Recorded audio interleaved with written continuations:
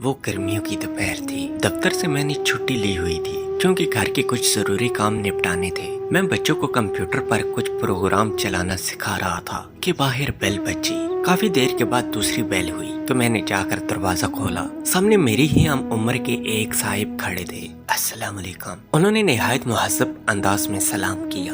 پہلے تو میرے ذہن میں خیال گزرا یہ کوئی چندہ وغیرہ لینے والے ہیں۔ ان کے چہرے پر داڑھی خوب سج رہی تھی اور لباس سے وہ چندہ مانگنے والے ہرگز نہیں لگ رہے تھے۔ جی فرمائیے، میں نے پوچھا۔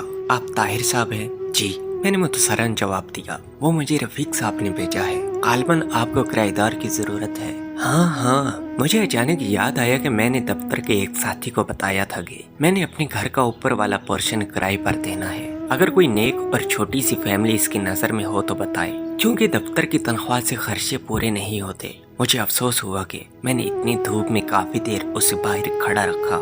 اسے 6 ماہ کے لیے مکان کرائے پر چاہیے تھا کیونکہ اپنا مکان وہ گرا کر دوبارہ تعمیر کروا رہے تھے۔ میں نے 3000 کرایہ بتایا لیکن بات 2000 پر پکی ہو گئی۔ وہ چلا گیا تو مجھے افسوس ہونے لگا کہ کرایہ کچھ کم ہے۔ اوپر صرف ایک چھوٹا سا کمرہ، کچن اور باتھ روم تھا۔ مجھے اپنی بیوی کا دھڑکا لگا ہوا تھا کہ اسے معلوم ہوگا تو کتنا جھگڑا ہوگا، اور وہی ہوا۔ بقول اس کے 2000 تو صرف بچوں کی فیس ہے۔ مجھے اس نے کافی برا بھلا کہا اور میں چپ چاپ سنتا رہا اور اپنی قسمت کو کوستا رہا۔ میں نے MSc بہت اچھے نمبروں سے کیا تھا، اس لیے فوراً نوکری مل گئی۔ نوکری ملی تو شادی بھی فوراً ہو گئی۔ میری بیوی بھی بہت پڑھی لکھی تھی، وہ بھی ایک انگریزی اسکول میں پڑھاتی تھی۔ ہمارے 3 بچے تھے مگر گزارا مشکل سے ہوتا تھا۔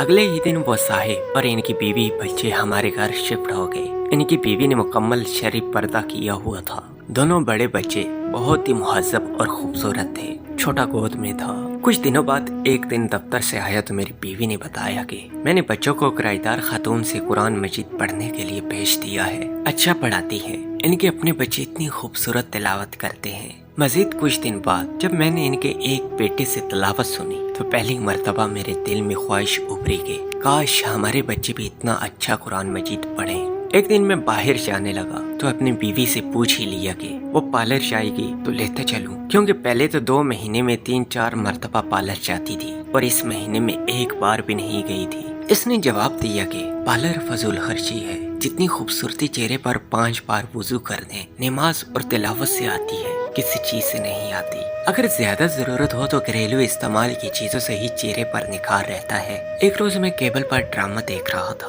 تو میرے چھوٹے بیٹے نے مجھ سے بغیر پوچھے ٹی وی بند کر دیا اور میرے پاس آ کر بیٹھ گیا۔ پاپا، یہ بیکار مشغلہ ہے، میں آپ کو اپنے نبی حضرت محمد صلی اللہ علیہ وآلہ وسلم کا ایک واقعہ سناؤں۔ مجھے غصہ تو بہت آیا لیکن اپنے بیٹے کی زبانی جب واقعہ سنا تو میرا دل بھر آیا۔ یہ تمہیں کس نے بتایا؟ میں نے پوچھا۔ وہ قرآن مجید پڑھانے کے بعد آپ صلی اللہ علیہ وآلہ وسلم اور صحابہ کرام کے متعلق بتاتی ہیں۔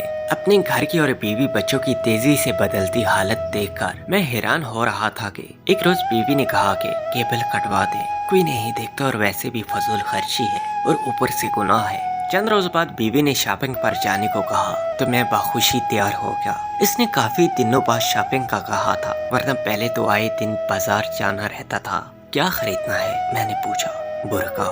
کیا؟ میں ہنسا تو وہ بولی، پہلے میں کتنی ہی غیر شرعی کام کرتی تھی، آپ نے کبھی مذاق نہیں اڑایا تھا، اب اچھا کام کرنا چاہتی ہوں تو آپ کو مذاق سوچ رہا ہے۔ میں کچھ نہ بولا۔ پھر چند دن بعد اس نے مجھے کافی سارے پیسے دیے اور کہا فریج کی باقی قیمت ادا کر دیں تاکہ مزید قسطیں نہ دینی پڑے۔ اتنے روپوں کی بچت کیسے ہوگی؟ بس ہو گئی۔ وہ مسکرائی۔ جب انسان اللہ کے بتائے ہوئے احکام پر چلنے لگے تو برکت خود بخود ہو جاتی ہے۔ یہ بھی کرایہ دار خاتون نے بتایا ہے۔ سکون میرے اندر تک پھیل گیا۔